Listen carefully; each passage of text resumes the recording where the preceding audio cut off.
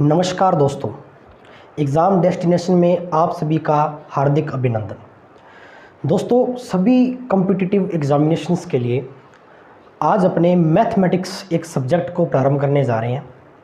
आशा करता हूं आपको पूरा का पूरा इसके अंदर सिलेबस और पूरे के पूरे मैथमेटिक्स के जो टॉपिक्स हैं, जो दो पार्ट के अंदर डिवाइडेशंस हैं, एक तो अपने अर्थमेटिक और एक एडवांस, दोनों को अपने बेहतरीन ढंग से लेकर चलेंगे।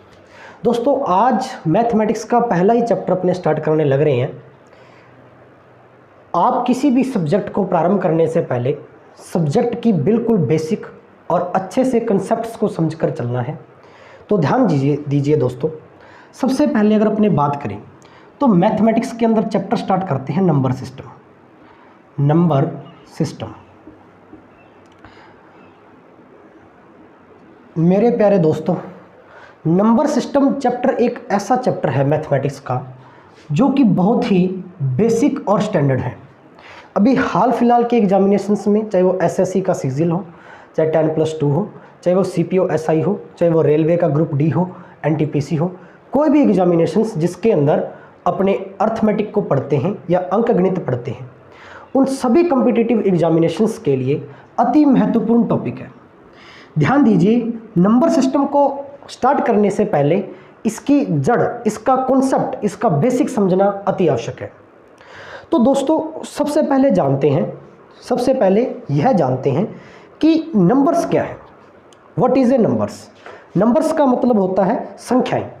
सबसे पहले ये समझने का प्रयास करते हैं कि संख्या क्या होती है, नंबर्स क्या है, और अपने मैथमेटिक्स में कितने नंबर्स को अपने लेकर चलते हैं। लेकिन नंबर्स पढ़ने से पहले अपने को यह जानना अति आवश्यक है कि अंक क्या है। अंक का अगर अपने देखा जाए, अंक को बोलते हैं प्यारे बच्चों डिजिट। क्या बोलते हैं? डिजिट्स। तो अंकों की बात की जाए अपने मैथमेटिक्स में तो कहा जाता है, वैदिक गणित मानती है कि अंकों के मेल से ही संख्याएं बनती हैं। दो या दो से अधिक अंक जब आपस में मिल जाते हैं तो एक संख्या का निर्माण करते हैं। ध्यान दीजिए अंकों के बारे में। तो व्यवहारिक गणित के अंदर अपने कुछ इस प्रकार के अंकों का प्रयोग करते हैं: 0, 1, 2, 3, 4, 5, 6, 7, 8 एंड 9। यानी कि टोटल अपने पास 10 डिजिट होते हैं, यानी कि 10 अंक होते हैं। क्या इन 10 अंकों के अलावा पूरे गणित के अंदर क्या 10 अंकों के अलावा किसी और अंक का भी प्रयोग किया जाता है क्या? आप कहेंगे सर बिल्कुल भी नहीं, कतई भी नहीं। क्यों नहीं? क्योंकि ये 10 अंक ही हैं जो मिलकर किसी न किसी संख्या का निर्माण करते हैं। यानी कि ये 10 डिजिट ही किसी न किसी नंबर को बनाते हैं या किसी भी नंबर का फॉर्मेशन करते हैं। तो ध्यान दीजिए, ये 10 अंक आपके सामने हैं जो कि 0 से स्टार्ट होकर 9 तक अपने इंक्लूड किए जाते हैं। तो अंकों के बारे में आपने सीखा कि अंक कितने हैं और अंक हैं क्या। अब अगर बात की जाए तो 9 के बाद में अपने पढ़ते हैं एक नंबर 10। तो 10 को एक अंक कहना ज़्यादा बेहतर न होकर एक संख्या कहना ज़्यादा बेहतर होगा। क्यों? क्योंकि ये 2 अंकों के मेल से बना है। इसमें एक तो 1 है और एक 0 है। ये दोनों ही शामिल हैं जो कि एक 10 यानी कि एक संख्या तैयार कर रही है, एक नंबर तैयार कर रही है। तो ध्यान देना मेरे प्यारे बच्चों, मैं आपको क्या समझाने का प्रयास कर रहा हूँ। मैंने आपको ये बताया कि कोई भी अंक जब आपस में मिल जाते हैं तो वो एक संख्या का निर्माण करते हैं। जैसे मैंने आपके सामने कुछ अंकों का सम्मेलन लिखा। कैसे? जैसे मैंने लिखा 2, 1, 0, 3, 4। तो ये जो आपके सामने एक डाटा मैंने लिखा, तो आप इसको किस प्रकार से बोलेंगे? तो आप कहेंगे सर ये एक नंबर है, यानी कि ये एक संख्या है। इस संख्या में कितने डिजिट हैं? तो आप कहेंगे सर 1, 2, 3, 4 एंड 5। तो ये एक नंबर है और इस नंबर के अंदर 5 डिजिट है, यानी कि इस नंबर के अंदर 5 अंक हैं। ध्यान दीजिए, मैं आपको क्या समझाने का प्रयास करवा रहा हूँ। मैंने आपको ये बताया कि नंबर्स और अंक, इन दोनों के अंदर क्या डिफरेंस है। तो आपने अच्छे से सीखा होगा कि नंबर्स अपने पास है वो डिजिट से मिलकर बनते हैं। The combinations of digit is called numbers. Okay, चलो मेरे दोस्तों आगे अपने बढ़ने का प्रयास करते हैं। तो मैं आपके सामने एक डाटा और लिखने का प्रयास कर रहा हूँ, ध्यान देना। मैंने आपके सामने एक डाटा लिखा 4 5 1 2 4। तो मैंने आपसे पूछा, एक मैंने और बढ़ा दिया 0। मैंने आपसे पूछा कि ये क्या है, तो आपने कहा कि सर ये एक नंबर है, ये एक संख्या है। इस संख्या में कितने अंक हैं, तो आपने काउंट कर लिया 1 2 3 4 5 एंड 6। यानी कि दी गई संख्या में 6 अंक हैं। दी गई संख्या में कितने अंक हैं दोस्तों? 6 अंक। ये तो पता चल गया अपने को कि बिटवीन डिफरेंस क्या है किसी भी नंबर में, किसी भी नंबर में या किसी भी डिजिट में, किसी भी अंक में क्या डिफरेंस है, ये आपको पता चला। आशा करता हूँ ये कंसेप्ट आपको अच्छे से क्लियर हुआ होगा।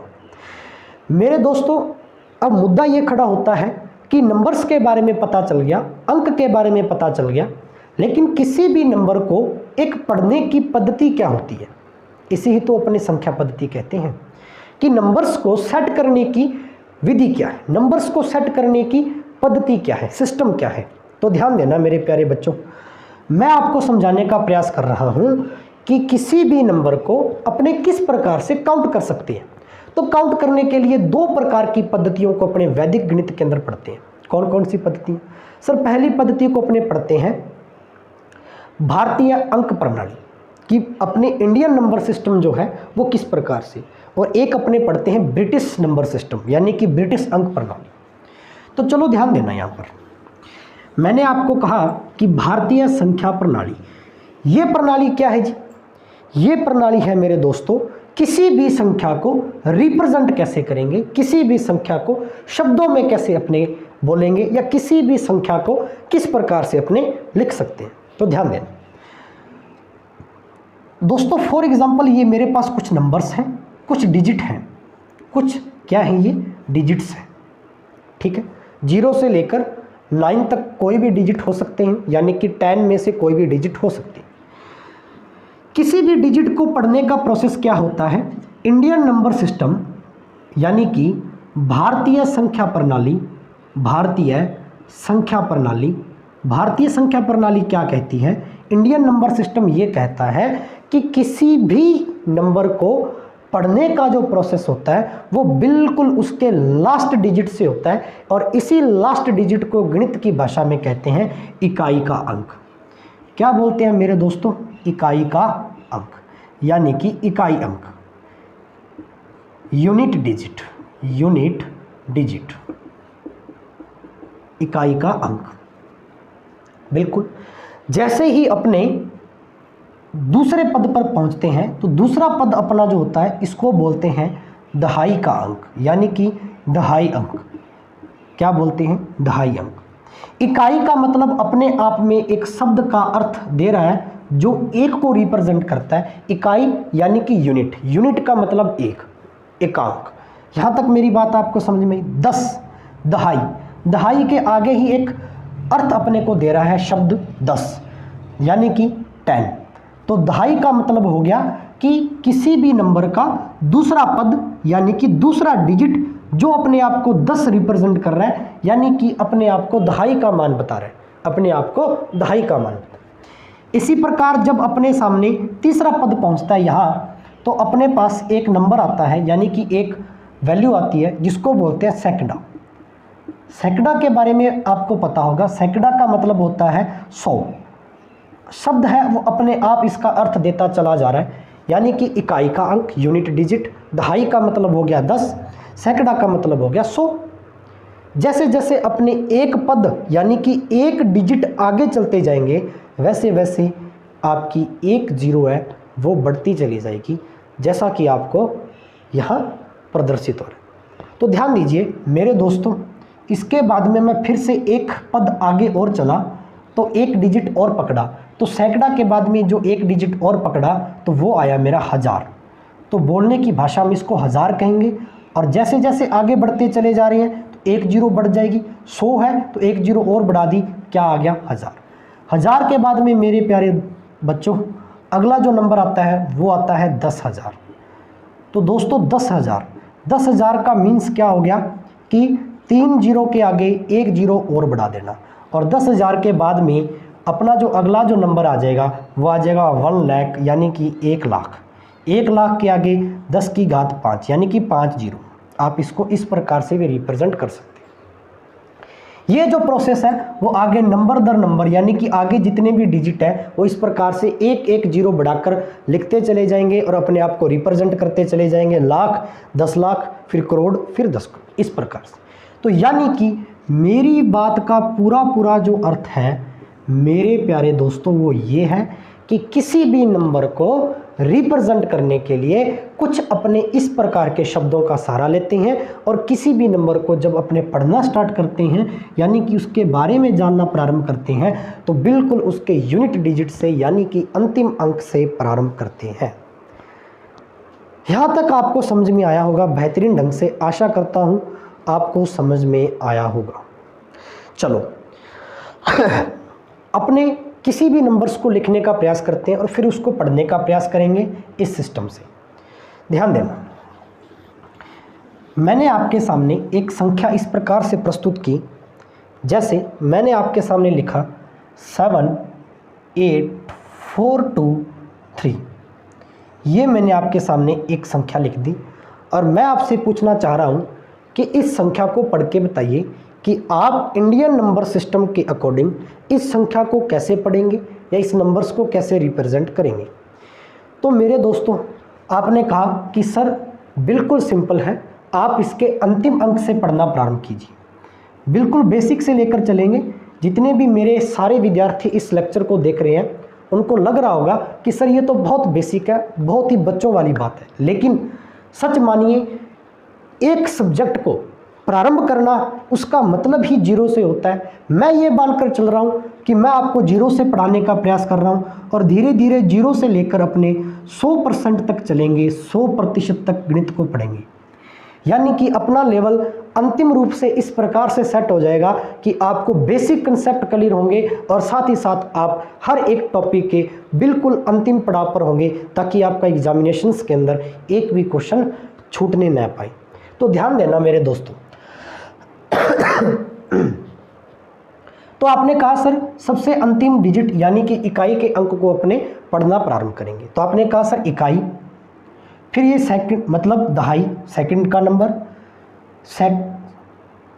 इकाई, दहाई और सैकड़ा, फिर ये हजार और फिर ये 10,000। 10,000 का मतलब क्या हो गया 10 की पावर 4 कि 10 के आगे 4 जीरो लगा दो, यानी कि 1 के आगे 4 जीरो लगा दो तो आपका क्या बन जाएगा 10,000। यानी कि आप जब इसको पढ़ना प्रारंभ करेंगे तो आप कहेंगे कि 10,000 का मतलब ये है कि आगे वाले दो नंबर 10 कब बनता है, जब अपने 1 और 0 दोनों नंबर्स को लेते हैं। तो आगे वाले दो नंबर्स को 1000 में ले लीजिए तो 78,423, क्योंकि ये तो 10,000 बन गया। 1000 के बाद में क्या आता सैकड़ा, सैकड़ा किसको रिप्रेजेंट करता है 100 को, तो 1000 के बाद में 100 यानी कि 78,400, 100 सैकड़ा के बाद में दहाई 423, यानी कि दहाई का अंक और इकाई का अंक अपने इसको ज्वाइंट रूप से बोल सकते हैं इकट्ठा। तो आप इस नंबर को इस प्रकार से रिप्रेजेंट कर सकते हैं। अब मुद्दा ये खड़ा होता है कि सर ये तो चलो बात अपने आती है और बहुत ही बेसिक सी बात है, ये हर एक विद्यार्थी को पता है, अपने छोटी क्लासों से ही पता है, बचपन से इन चीज़ों के बारे में जानते हैं। लेकिन सर मुद्दा ये खड़ा होता है कि किसी भी नंबर का अपने उसका स्थान कैसे पता करेंगे कि उस नंबर का स्थान कहाँ पर है। यानी कि अब जो अपने सीखने जा रहे हैं वो सीखने जा रहे हैं place value and face value, यानी कि स्थानीय मान एवं जातीय मान। और ये टॉपिक नंबर सिस्टम का बहुत ही बेसिक और कंसेप्ट का टॉपिक है, क्योंकि अभी तक तो अपने सिर्फ संख्याओं के बारे में पढ़ रहे हैं, नंबर्स के बारे में पढ़ रहे हैं। इसके बाद वाले लेक्चर के अंदर, आने वाले लेक्चर के अंदर, नेक्स्ट लेक्चर के अंदर अपने ये भी सीखेंगे कि टोटल संख्याएं कितनी होती हैं, कौन कौन सी संख्याएं अपने नंबर सिस्टम में पढ़ते हैं और कैसे कैसे उनका उपयोग करते हैं और उनसे प्रश्न किस प्रकार के एग्जामिनेशंस में बनते हैं। यहाँ ध्यान दीजिए, स्थानीय मान और जातीय मान के प्रश्न किस प्रकार से बनते हैं और स्थानीय मान जातीय मान किसी भी संख्या का कैसा होता है। स्थानीय मान की अगर बात की जाए, यानी कि प्लेस वैल्यू की बात की जाए, प्लेस वैल्यू मेरे दोस्तों प्लेस वैल्यू का मतलब ही ये है कि कोई भी नंबर, कोई भी डिजिट, किसी भी नंबर का कोई भी डिजिट यानी कि किसी भी संख्या का कोई भी अंक किस स्थान पर है, किस प्लेस पर है। तो ध्यान दीजिए, जैसा कि मैंने आपके सामने लिखा 5 4 2 1 0, यह आपके सामने एक नंबर लिखा और मैंने पूछा कि इस नंबर के अंदर जो 2 है, यानी कि अंक जो 2 है, 2 अंक जो है इसका स्थान कहां पर है। तो आपने कहा सर बिल्कुल बेसिक सी बात, अभी तो सीखा, इकाई, दहाई, सैकड़ा। तो काउंट कर लीजिए, इकाई, दहाई, सैकड़ा। तो 2 जो है वो सैकड़ा के स्थान पर है, सैकड़ा के स्थान पर है। और सैकड़ा अपने आप को किस में रिप्रेजेंट करता है? 100 में। सैकड़ा किस में रिप्रेजेंट करता है दोस्तों? 100 में। तो आपने कहा कि जो 2 है वो सैकड़ा के स्थान पर है, वो किसी भी संख्या के सैकड़ा के स्थान पर है। और सैकड़ा का मतलब 100 और 100 का मतलब 2 जीरो। तो 2 खुद का स्थान रखेगा 2 और 2 के आगे कितनी जीरो लग जाएंगी? 2, क्योंकि ये सैकड़ा है। तो 2 का स्थानीय मान क्या आ गया? 200। यानी कि इस पूरी संख्या में 2 200वें स्थान पर है, यानी कि 200 ये अपने आप को तैयार कर रहा है, 200 अपने आप को तैयार कर रही है। ठीक है, जैसे अपने इसको पढ़ेंगे 54,210, तो 54,200, तो इसीलिए इसका जो प्लेस वैल्यू होगा वो कितना होएगा प्यारे बच्चों? 200। आशा करता हूं ये आपको समझ में आया होगा। अगर थोड़ा सा इसको बिल्कुल और बेसिक से समझें तो मैंने आपसे पूछा कि इस नंबर में 4 का स्थानीय मान क्या होगा। तो किसी भी नंबर के अंदर किसी भी अंक का स्थानीय मान ज्ञात करने के लिए आप उस अंक से पीछे जितनी भी अंक हैं उनको काउंट कर लीजिए और उनके आगे इतनी ही जीरो लगा दीजिए। जैसे कि 4, अब 4 के बाद कितने अंक हैं? 1 2 और 3 अंक हैं। तो काउंटिंग के अंदर 3 अंक हैं, तो मेरे दोस्तों जीरो कितनी लग जाएंगी? 3। तो 4 का स्थानीय मान क्या हो जाएगा? 4000। बात वही आ गई कि अगर अपने इसको सिद्धांतिक रूप से समझे तो कुछ इस प्रकार से अपने किसी भी अंक का स्थान बता सकते हैं।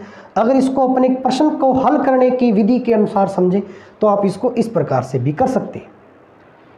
आई होप आपको स्थानीय मान का मतलब पता चला होगा कि स्थानीय मान क्या होता है, किसी भी अंक का स्थानीय मान कैसे ज्ञात किया जाता है, किसी भी अंक का स्थानीय मान कैसे ज्ञात किया। ध्यान देना, जैसे मैं आपके सामने कुछ नंबर्स और रिप्रेजेंट कर रहा हूं, जैसे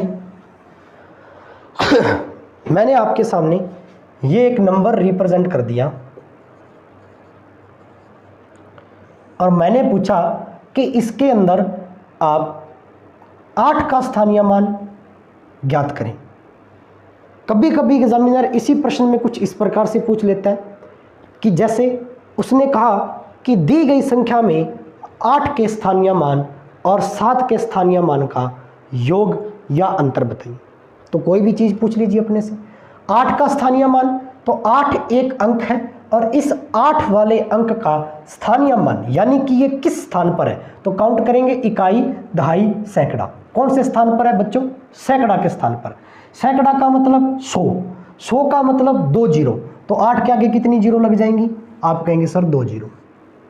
और वैसे ही भी मैंने आपको बताया कि किसी भी अंक का स्थानीय मान उस अंक से कितने डिजिट पीछे हैं काउंट करके उतनी ही शून्य आप लगा सकते हैं। जैसे कि 2 अंक हैं 8 के पीछे, तो 2 शून्य लगा देंगे, आपका वैल्यू आ जाएगी। 7 का स्थानीय मान और पूछा अपने से, तो 7 का स्थानीय मान क्या आ जाएगा? 7 के पीछे कितनी अंक हैं? 3 अंक हैं, तो 3 शून्य। तो 7 के आगे 3 शून्य। इसका योग पूछा कि दोनों के स्थानीय मानों का योग, तो आप इसको जोड़ देंगे 7800, आपका पूरा उत्तर प्राप्त हो जाएगा। यह तो है किसी भी संख्या का बिल्कुल बेसिक, किसी भी संख्या का बिल्कुल बेसिक आप सीख सकते हैं इस प्रकार से भी। किसी भी संख्या का स्थानीय मान है वो किस प्रकार से आप ज्ञात कर सकते हैं, किसी भी संख्या का स्थानीय मान किस प्रकार से ज्ञात कर सकते हैं। जैसे मैंने आपके सामने एक नंबर और यहाँ लिखने का प्रयास किया, 4215। इस पूरे नंबर का अगर अपने स्थानीय मान निकालें तो 5 का स्थानीय मान बच्चों बताइए। इकाई के अंक पर 1 यानी कि 5, 1 दहाई के अंक पर यानी कि 10, 2 सैकड़ा के अंक पर यानी कि 200 और 4000 के अंक पर यानी कि 4000। तो इस प्रकार से अगर आप सभी संख्या के स्थानीय मान ज्ञात करके अगर आप उनका योग कर देंगे तो वापस पुनः वही संख्या प्राप्त हो जाएगी और इसी ही संख्या को उसका स्थानीय मान यानी कि स्थानीय मान के आधार पर भी पुनः उसी संख्या को अपने प्राप्त किया जा सकता है कि जैसे 5, 10, 200, 4000। तो इसको जोड़ेंगे 4215 आपकी पूरी संख्या बनेगी कुछ इस प्रकार से। आई होप आपको ये चीज़ भी समझ में आई। मेरे प्यारे दोस्तों, ये तो होगी बिल्कुल बेसिक सी बात, यानी कि किसी भी संख्या का स्थानीय मान प्लेस वैल्यू अपने किस प्रकार से ज्ञात कर सकते हैं। अब अगर बात की जाए किसी भी संख्या के जातीय मान की, जैसे मैंने आपके सामने एक संख्या लिखने का प्रयास किया 74982, यह आपके सामने एक संख्या है 74982। इस संख्या के अंदर मैं आपसे पूछना चाह रहा हूं, इस संख्या में मैं आपसे पूछना चाह रहा हूं कि 9 का जातीय मान क्या होगा। जातीय मान का मतलब फेस वैल्यू क्या होगी। तो आप इस प्रकार से इसको याद रख सकते हैं, समझ सकते हैं या याद रख सकते हैं कि किसी भी व्यक्ति की जाति नहीं बदलती, यानी कि उसका जाति क्या है, उसका फेस वैल्यू क्या है, उसका फेस कैसा है, उसका चेहरा कैसा है। तो 9 का चेहरा कैसा लग रहा है आपको? ऐसा ही लग रहा है, 9 जैसा ही। तो यानी कि किसी भी संख्या के अंक का जातीय मान वही अंक होता है जो आप ज्ञात करना चाह रहे हैं। जैसे 742, इसमें मैं 7 का जातीय मान पूछूं तो आप कहेंगे सर 7 ही होगा, क्योंकि किसी भी नंबर के डिजिट का फेस कभी चेंज नहीं होता, यानी कि जाति उसकी नहीं बदलती, जातीय मान वही अंक या वही संख्या रहेगी। आई होप आपको स्थानीय मान या जातीय मान का कॉन्सेप्ट समझ में आया होगा। अब इसके नेक्स्ट लेक्चर के अंदर अपने सीखेंगे, ये तो है किसी भी साधारण संख्या का जातीय मान और स्थानीय मान। अब सीखेंगे किसी भी डेसिमल नंबर का यानी कि दशमलव संख्या का जातीय मान और स्थानीय मान किस प्रकार से ज्ञात कर सकते हैं और किसी भी दशमलव संख्या का विस्तारित रूप किस प्रकार से ज्ञात कर सकते हैं। साथ ही साथ अपने नंबर्स के बारे में पढ़ेंगे कि पूरे नंबर सिस्टम में कितने भागों में संख्याओं को विभाजित करके अपने पढ़ते हैं और वहाँ से कुछ थ्योरिकल प्रश्न बनने की संभावना स्टेट लेवल के एग्जामिनेशंस के अंदर पूरी रहती है। आशा करता हूँ ये लेक्चर आपको समझ में पूरा आया होगा। आज अपने 0 से स्टार्ट किया मैथमेटिक्स या नंबर सिस्टम चैप्टर, धीरे धीरे आहिस्ता इस चैप्टर को अपने 100% तक यानी कि एसएससी सीजीएल या किसी भी पीसीएस लेवल की परीक्षा के अंदर अपने जो प्रश्न बनते हैं वहाँ तक लेकर चलेंगे। ओके, तो मेरे प्यारे विद्यार्थियों, अगर आपको लेक्चर अच्छा लगा हो तो ज़्यादा से ज़्यादा अन्य विद्यार्थियों तक शेयर करें, वीडियो को लाइक करें और अपने YouTube चैनल एग्ज़ाम डेस्टिनेशंस को सब्सक्राइब करें ताकि आपका सपोर्ट बना रहे और आपको डेली मैथमेटिक्स के इस प्रकार के सिलेबस के अकॉर्डिंग आपको लेक्चर प्रोवाइड होते रहें। तो ओके दोस्तों, विदा लेते हैं आपसे। जय हिंद, जय भारत।